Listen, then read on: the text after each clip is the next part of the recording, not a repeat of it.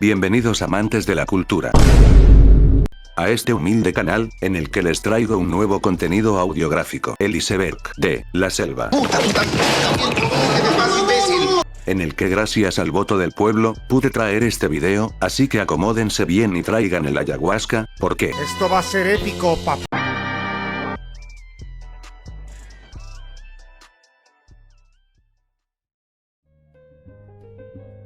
Nivel 1. Existe el colegio de Félix Carlos Solano, quien interpretó a Félix Panduro, un personaje oriundo de la selva peruana, en la serie Al fondo hay sitio. Recientemente reveló que el instituto en el que estudiaba su personaje, como tal, no existe, pero sí algo parecido. La historia cuenta en el que un electricista que trabajaba en América Televisión, durante las grabaciones de la serie, se presentó de una forma similar a cómo haría el personaje Félix, en el que contó cómo un pintor que día tras día, pintaba el nombre de un instituto en su fachada y no tenía cuando terminar. Aquel era el Instituto Superior Tecnológico Estatal Soy la Victoria de la Torre y Urraca de Cárdenas Carrillo. Esto llamó la atención de los guionistas, sobre todo de Gigio Aranda, quien comenzó a imaginar cómo incluiría la frase en el rodaje. Es así que se cambió el nombre original del instituto, para evitarse algún posible reclamo de los dueños. Niña revelada por Dios. A inicios de la pandemia, en 2020, saltó en las redes sociales un video de una niña de 10 años, en el que se encontraba en una estación de radio en el departamento de San Martín, en donde aseguró que habló con Dios, y le advirtió que no salga de su casa el martes 21 de abril de ese mismo año, en el que la niña también advirtió que todo aquel que vaya a la calle morirá de manera instantánea. Sus declaraciones generaron controversia, ya que muchos comentaban que se trataba del día del juicio final. Incluso vecinos de mi zona se creyeron esto, a tal punto de no salir de sus casas ese día. Al final de todo esto, fue una predicción totalmente falsa, y que al final quedó nada más como una anécdota. Documental Loreto. Luego del Perú, Nebraska, hubo otro documental, Loreto, Italia, de la marca Perú, en el que un grupo de reconocidos loretanos enseñan lo que es ser peruano a ciudadanos del viejo continente. El documental muestra al bus rojo de la marca Perú llegando a la ciudad de Loreto, Italia. La realización de este documental buscaba posicionar a nuestro país en turismo, exportaciones e inversiones, aunque este documental no tuvo tantas visitas como su antecesor. Fitzcarraldo. Considerado uno de los rodajes más ambiciosos de la historia del cine, debido a que se tenía que arrastrar un barco de vapor de 320 toneladas a lo alto de una colina de 500 metros y, desde allí, hacerlo descender sobre las aguas de un afluente de la selva peruana. Se rodó en Iquitos y Puerto Maldonado en 1980. Ante este problema también se presentaron otros, como que el actor principal enfermó de difteria, renunciando así a la película, donde el director tuvo que grabar otra vez desde el inicio con un actor nuevo, sumado también a las constantes peleas que tenía el director con los actores, y la tensión entre las culturas indígenas con la producción. Luego de 2 años caóticos de filmaciones en la selva peruana, por fin pudo estrenar en 1982, ganando una Palma de Oro a la mejor dirección en Cannes. La película es considerada hoy un clásico. Poseído por el Ayaimama. Un equipo de un programa televisivo viajó a la ciudad de Satipo, para conocer el caso de José Ricaldi, un guía turístico que aseguraba ser poseído por el Ayaimama, un espíritu de un niño fallecido que toma la forma de un ave del mismo nombre. En el video que se mostró en el programa, se veía como José actuaba de manera normal, pero al cabo de un rato cambiaba su manera de actuar, asegurando que cada vez que actuaba de esa manera, era el Ayaimama que tomaba posesión de su cuerpo. Esto generó diversos comentarios del público, ya que aseguraban que José sufría de algún tipo de enfermedad que lo hacía cambiar de humor, mientras que otros aseguraban que se trataba de un caso verdadero, pero a nadie le importa eso, ya que mayormente se recuerda este curioso caso por esto. Pero Lucho, estamos acá para ayudar. No quiero, no quiero, no quiero. No quiero. Ya. Tranquilo, vamos. Bueno, Pepe se ha sentido un poco mal. Juan Pablo II en Iquitos. El 1 de febrero de 1985, Juan Pablo II realizó una visita de 5 días al Perú, donde visitó Iquitos. Durante su visita a esta ciudad, pronunció la frase "el Papa se siente charapa", lo que provocó una larga ovación y a su vez ganándose de inmediato el cariño de la población local y nacional. Nivel 2. La coca en el Amazonas. Una de las problemáticas que enfrenta la Amazonía peruana es el incremento de la violencia debido a los cultivos ilegales de la hoja de coca. Uno de los casos que se recogen es que hay comunidades indígenas en las que pierden hectáreas de bosques por estas actividades. Se registró también que en el 2020 hubo 5 casos de desapariciones de defensores ambientales y varias amenazas de muerte. Ante esto, líderes indígenas exigen mayor presencia del Ministerio Público y la policía ante constantes amenazas de invasores. Mercado de Belén. Un exótico mercado, en Iquitos, en el que se venden desde carne de gallina, hasta carne de tortuga incluyendo sus huevos, así como el suri, incluso se llegan a vender carne de caimán, venado y de mono. También es un mercado, donde se pueden conseguir todo tipo de plantas medicinales y amuletos, y en algunos días, se suelen vender animales exóticos en este mercado. Familia rescatada por una tribu peruana. Una historia de supervivencia en el Amazonas que ocurrió el 19 de diciembre de 2019, María Oliva Pérez Arenas, una mujer de 40 años, estuvo perdida durante 37 días en la selva con sus 3 hijos de 10, 12 y 14 años, sin alimentos, desorientados y asustados, después de perderse mientras exploraban la selva durante unas vacaciones en Colombia. Caminaron a lo largo del río Putumayo, que atraviesa Colombia, Perú y Ecuador, y cruzaron al Perú sin saberlo. A finales de enero del 2020, miembros del grupo indígena Secoya encontraron a la familia y los auxiliaron. La tribu peruana llamó a las autoridades locales y estas, en coordinación con la Armada colombiana, fueron al rescate de la familia. Después de casi 5 semanas en la jungla, la madre y sus hijos presentaron signos de deshidratación, desnutrición e infección de la piel. Sobrevivieron tomando agua del río y comiendo frutos silvestres. Alcalde nazi. La ciudad de Iquitos tuvo como autoridad a un simpatizante nazi. Se trata del ciudadano alemán Emilio Strasberger, quien fue designado a dedo como alcalde de la ciudad, hasta por 2 períodos de 1912 hasta 1914 y 1924 hasta 1925, terminó años más tarde siendo deportado en plena Segunda Guerra Mundial, en el que durante su mandato se sabe que tenía contactos con miembros del Tercer Reich y que incluso científicos del régimen visitaron la Amazonia peruana para fines científicos. El Paititi y Fujimori. Un mito que lleva tiempo hablándose, pero lo cierto es que en 2019 un expárroco de Lares, en Cusco, aseguró en su testimonio que en el gobierno del expresidente Alberto Fujimori se habría saqueado la mina de oro de los incas en un lugar denominado Paititi, en la Amazonía peruana. Según las palabras del padre, cree que Fujimori y sus cómplices robaron las 14 estatuas de oro de los incas porque según él vio que la zona estaba guaqueada, removida, asegurando que sacaban el oro con 5 helicópteros y durante 9 meses podría haber durado el operativo. Lo cierto es que nunca se presentaron pruebas contundentes sobre esto. Che Guevara en el Amazonas. En 1952, un joven médico Ernesto Che Guevara, visitó a lo que era un leprosorio aislado del mundo en el distrito de San Pablo, cerca de Iquitos en el territorio peruano. Se dedicó a desempeñar labores de voluntariado por cerca de 3 semanas, atendiendo a los enfermos en su calidad de médico egresado con especialidad de leprología. En el 2017 se cumplió en el 91 aniversario del pueblo y como celebración se levantó una estatua del Che Guevara, por su ayuda en este pequeño distrito. Nivel 3.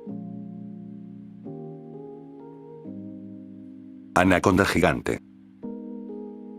Un usuario de un foro peruano sacó una noticia ya olvidada con el paso de los años. Se trata de una nota de 1997 en el que una serpiente de unos 20 metros de largo y 2 de ancho apareció en la norteña comunidad de Nuevo Tacna, destruyendo a su paso decenas de árboles para desaparecer en las aguas del río Amazonas. Según relatos de pobladores del lugar, informaron que el animal fue visto por unos 600 moradores que se alistaban a presenciar un partido por la Copa de la Amazonía, principal campeonato de fútbol en nuevo Tacna, esta nota generó diversos comentarios de usuarios del foro peruano, en el que aseguran que se trataba de otra cortina de humo de la época. Vuelo 508. Fue un accidente aéreo producido el 24 de diciembre de 1971, sobre la selva peruana. Se dice que un rayo alcanzó al avión sobre el ala derecha e incendió el tanque de combustible. El incendio provocó que se partiera la aeronave en dos, cayendo desde unos 2000 metros de altitud. Aquel accidente cobró la vida de 91 personas. Lo asombroso de esto es que solo una persona sobrevivió. Juliane Coeck salió despedida del avión, y cayó sobre las copas de los árboles, cuyas ramas y la densa vegetación amortiguaron el impacto. El hecho de haber caído con su butaca, y que ésta cayese sobre la espesa vegetación le salvó la vida. Increíblemente tenía solo heridas mínimas. Tras 10 días de caminata por la jungla, finalmente llegó a un río navegable, hasta dar con una canoa a motor y una choza, que servía de refugio para cazadores. A la mañana siguiente, los cazadores la encontraron en el refugio, la llevaron hasta su aldea, donde le dieron comida y le curaron las heridas más graves para después fuera llevada en canoa durante 10 horas de viaje hasta el pueblo de Tournavista, donde le trasladaron en avión hasta Pucallpa para ser internada en el hospital. Allí, se reunió con su padre, en un emotivo reencuentro. Actualmente vive en Alemania, y trabaja de bibliotecaria. Animales aún no descubiertos en la selva peruana. En las profundidades de la selva amazónica, todavía afloran especies de las que la ciencia no tiene registro. Prueba de ellos es que recientemente se descubrió una nueva especie de rana marsupial encontrada en el Amazonas peruano. Hallazgos así se realizan mayormente de manera casi casual, y que a su vez abre un nuevo camino de exploración con respecto a la nueva especie encontrada. A su vez es el Perú uno de los países de América Latina con mayor extensión de bosques tropicales, en el que se espera encontrar nuevas especies de animales que aún la ciencia no tiene registro. Los no contactados de Madre de Dios. Fue un encuentro único entre un grupo de no contactados y otros indígenas en Madre de Dios. Esta habría sido la primera vez que un gran número de estas personas, que viven aisladas por completo de la civilización, se dejaron ver ante las cámaras y buscaron una cercanía con otros pobladores. Esto ocurrió en el 2014. En el 2016 recién se hicieron públicas estas imágenes, en las que se observa cuando los nómadas, entre ellos varios niños, ingresaron a la comunidad de Monte Salvado en Madre de Dios. Sus enormes lanzas intimidaron a la población mientras que caminaban sigilosos en medio del río. Según investigadores dijeron que este grupo llegó a la zona en busca de alimentos, pues apenas los pobladores les entregaron plátanos y yucas en una balsa se retiraron pacíficamente. También concluyeron que en la zona habría un aproximado de 1500 no contactados, y este habría sido su última aparición. En los últimos años solo se han encontrado huellas de sus caminatas, pero ningún encuentro tan cercano como este. Los niños del Braem. Diversos medios de comunicación han reportado sobre la práctica de reclutamiento de niños y niñas por parte de Sendero Luminoso en la zona del Brae. Según una estadística del 2011, aproximadamente 1000 niños forman parte de este grupo armado. Se estima que el reclutamiento por parte de Sendero Luminoso se inicia a los 8 años y hay reportes de que niños de 12 años son forzados a participar en operativos contra las fuerzas de la seguridad. Nivel 4. La secta Gnosis. Es considerada como una peligrosa secta, por las captaciones de jóvenes. Si bien Gnosis ha existido durante largos años y se encuentra muy expandida en diversos países, en Perú ha estado bajo el foco de la atención mediática debido al caso de una desaparición. La de Patricia Aguilar. Esta joven desapareció a los 18 años de edad de su casa en Elche, España. En 2017 se descubrió que había viajado hacia la selva peruana, de la mano de Félix Steven Manrique. Este hombre afirmaba ser un líder espiritual del grupo Gnosis que sedujo a la joven, la mantuvo junto a él y junto a otras 2 mujeres y sus hijos y la dejó embarazada, teniendo una hija con ella. Sus condiciones eran pésimas. Cuando se las encontró, tanto Patricia como el bebé estaban desnutridas y rodeadas de inmundicia. Fueron sus padres que con ayuda de la policía, dieron con el paradero de la joven. En la actualidad se encuentra viviendo en España junto a su bebé, y Félix Steven Manrique cumple actualmente 20 años de condena en una cárcel peruana. Histeria colectiva en Loreto. En 2018, en la comunidad nativa de San José de Saramuro, ubicada en la región Loreto, sucedió algo extraño. Un total de 27 escolares adolescentes sufrieron una histeria colectiva luego de que, según vecinos de la localidad, practicaran el juego de la ouija. En el receso, los profesores comenzaron a escuchar extraños gritos y vieron a sus estudiantes arrastrándose en el piso como si sufrieran de espasmos musculares. Los padres de familia fueron alertados del suceso y, días después, los menores fueron llevados a diversas iglesias para que regresen a la normalidad, puesto que ellos afirmaban que sus hijos estaban poseídos por el demonio. Una semana fue el período en que los 27 escolares experimentaron gritos y llantos sin sentido. Luego de que todos ellos se recuperaron de la histeria que sufrían, el colegio suspendió las clases. El cazabrujos de Balsapuerto. Ocurrió en el 2011, en el que se le acusaba a un religioso alcalde por la desaparición de más de una docena de curanderos en el distrito de Balsapuerto, en la provincia de Alto Amazonas en la región de Loreto. Las denuncias relacionaron con un religioso alcalde del distrito, que al parecer contaba con impunidad. Según las respuestas dadas por fuentes policiales, esta impunidad parece deberse tanto a la dificultad del Estado peruano por alcanzar las zonas más alejadas del país, como a la indiferencia por los sucesos en la selva sin trascendencia política en Lima. También se suma el testimonio de uno de los curanderos que sobrevivió al ataque con graves heridas. Este testimonio no ha sido suficiente para hacer avanzar dicha investigación. Jamás se encontró al culpable de dichos actos. Sirenas en los ríos. Según la información obtenida de diversos testimonios orales y escritos, las sirenas del departamento de Madre de Dios, y en general de las regiones peruanas, tendrían las mismas características físicas de las descritas en los libros de cuentos. Muchas personas, sobre todo aquellas de la tercera edad, aseguran haber visto en tiempos pasados a mujeres bañándose en el río o sentadas en rocas. Consideran que era común observar a estos seres a lo largo de los ríos en fechas pasadas, cuando recién se poblaba la Amazonía y cuando no existía mucho disturbio de la actividad humana. El común denominador de los testimonios de avistamientos en dichos relatos, cuentan que mientras se navegaba por el río, se puede divisar a lo lejos una mujer sentada sobre las rocas, lavándose o arreglando su cabellera, pero siempre mirando en dirección opuesta al de los testigos, quienes, admirados y tratando de acercarse para verla con más claridad, solo causaban la huida de la sirena, la cual se arrojaba a las aguas del río antes de que aquellos puedan acercarse. He de decir también que un familiar mío vio dichas sirenas. Además me contó que algunos lugareños de los pueblos más olvidados de la Amazonía, les es común encontrarse con estas. El rey de la Amazonía. Alfonso Graña, fue un explorador y aventurero español. Fue proclamado rey de los jíbaros, una tribu conocida por practicar la reducción de cabezas. Fue su situación económica que lo hizo dejar Galicia, como otros muchos de la zona. Embarcó con destino a Brasil y un tiempo después, en 1910, se trasladó a Iquitos, donde trabajaba como cauchero y buscador de oro.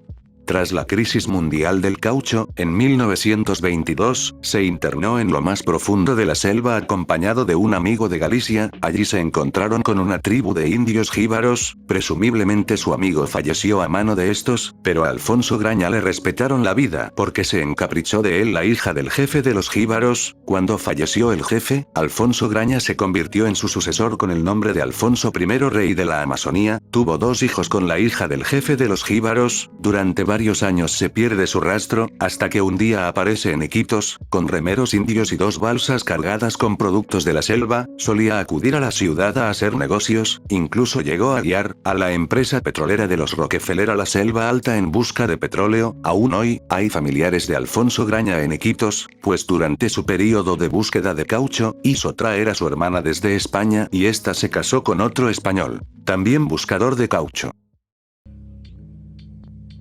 Nivel 5. La Yakumama es una titanoboa.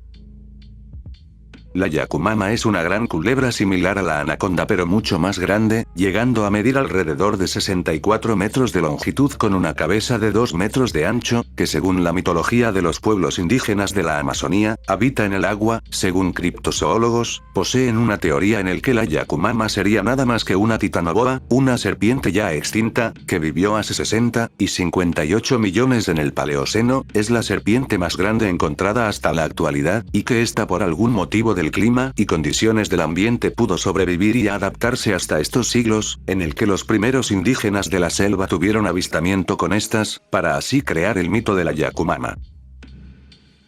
Encuentro con el Yakuruna. Este nombre viene del quechua que significa hombre del río, un ser de físico humanoide, que vive en las profundidades de los ríos.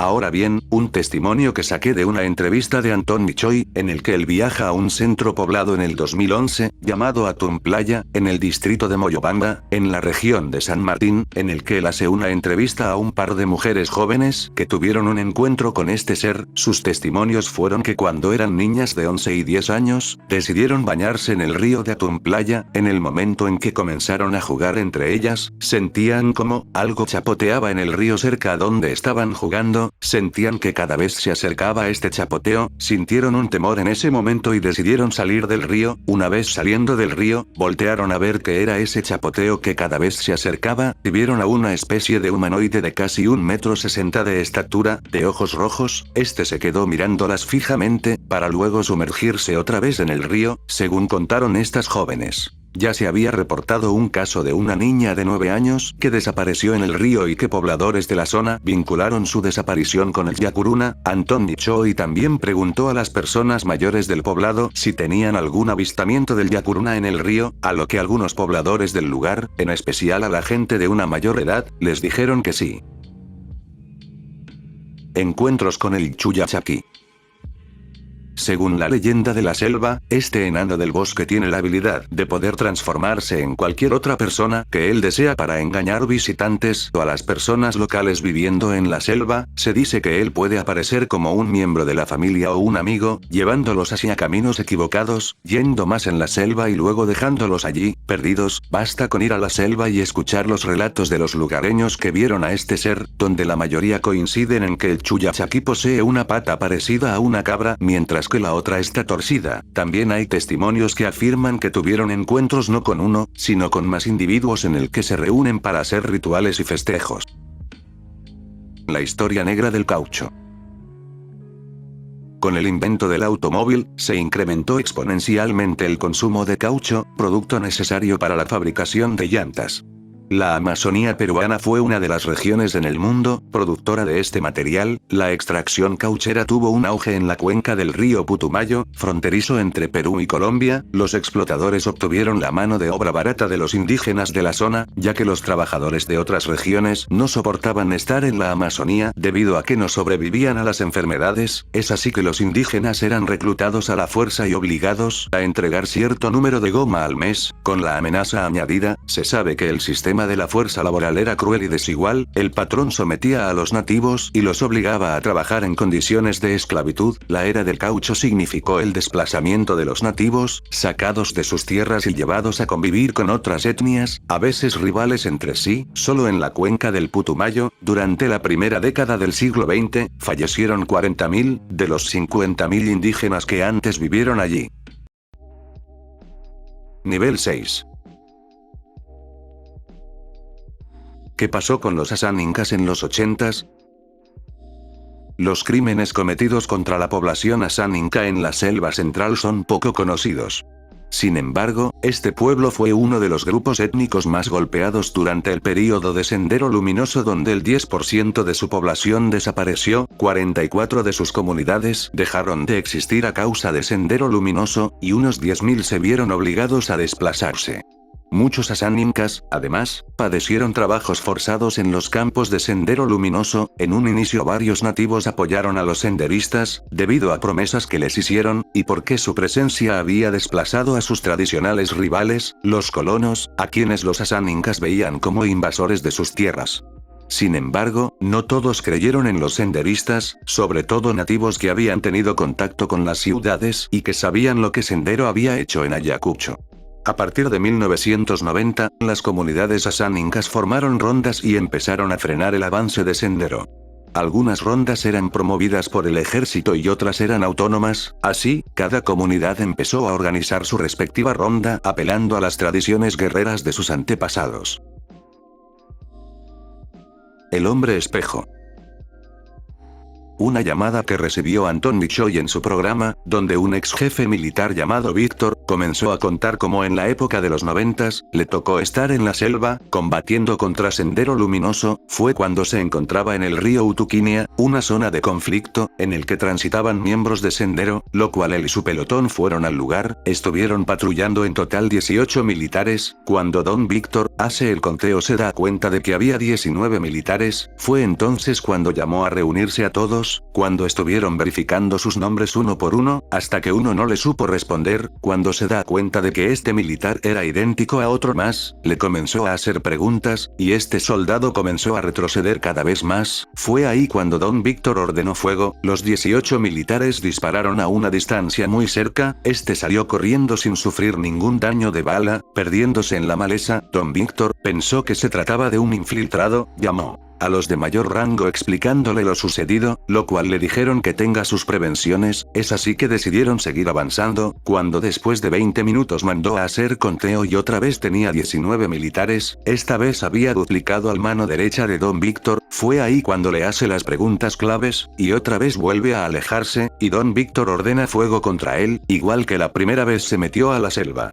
Recorrieron 5 kilómetros más, en el que este ser extraño estuvo hostigando al pelotón, hasta que duplica al propio jefe, Don Víctor, todo el personal se quedó confuso, hasta que Don Víctor dispara a este ser, él observa que la bala, atraviesa el cuerpo de este ser, según palabras de Don Víctor fue como si la bala atravesara un líquido, fue ahí cuando le pregunta ¿quién eres? ¿Qué estás haciendo acá? Pero no respondía, lo único que hizo fue alejarse, según sus palabras de Don Víctor, este ser al momento de alejarse se tornaba de un color gris, casi cristalino, es así como Don Víctor hace este reporte a sus superiores. Pero el tema quedó archivado ahí.